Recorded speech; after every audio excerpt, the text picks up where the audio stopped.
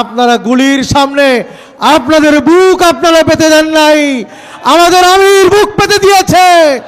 আমরা শাহবাগে গিয়েছিলাম মিছিল করে, আমাদের মনে আছে আমাকে মিনিটে মিনিটে হুমকি দেওয়া হচ্ছিল, আর এক পা যদি সামনে আগায় গুলি করব, ব্রাশ ফায়ার করব, জাজরা করে দেব। আমাদের আমির যেদিন এই বাইতুল মোকাররমের উত্তর গেটে ঘোষণা করলেন এই নরপিচাস বলে, ওই দিনই এখানে গুলি করা হয়েছিল।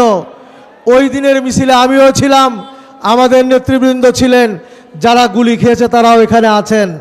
আমরা শুধু সরকারকে বলতে চাই, আপনি ছিলেন লন্ডনে, স্বরাষ্ট্রমন্ত্রী ছিল ইন্ডিয়াতে, আমরা বলতে চাই আপনারা এগুলি দেখেন নাই, আপনারা গুলির সামনে আপনাদের বুক আপনারা পেতে দেন নাই, আমাদের আমির বুক পেতে দিয়েছে।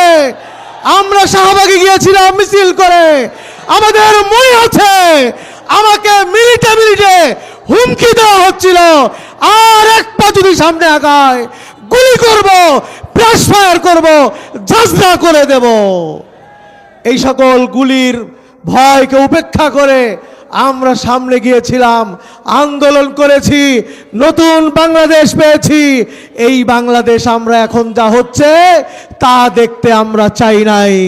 কাঁচামরিচের কেজি 400 টাকা, অন্যান্য দ্রব্যমূল্যের যে ভয়াবহ অবস্থা, গ্যাস নাই, অন্যান্য সংকট চরমভাবে, এর মধ্যে চলছে দখলদারিত্ব।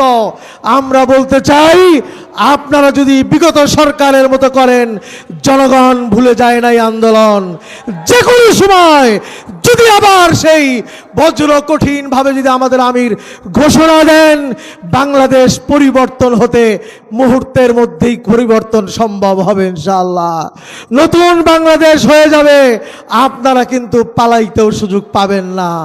কাজে আসুন, যে জন্য জুলাই হয়েছিল, আমরা চাই আপনারা আবার ফ্যাসিস্ট হন, আপনাদেরকেও পালাইতে হয়, এটা আমরা চাই না।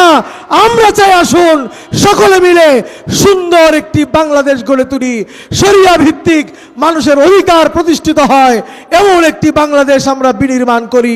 সেই আহ্বান জানিয়ে বক্তব্য এখানে শেষ করছি। ওমা আলাইনা ইল্লাল বালাগ।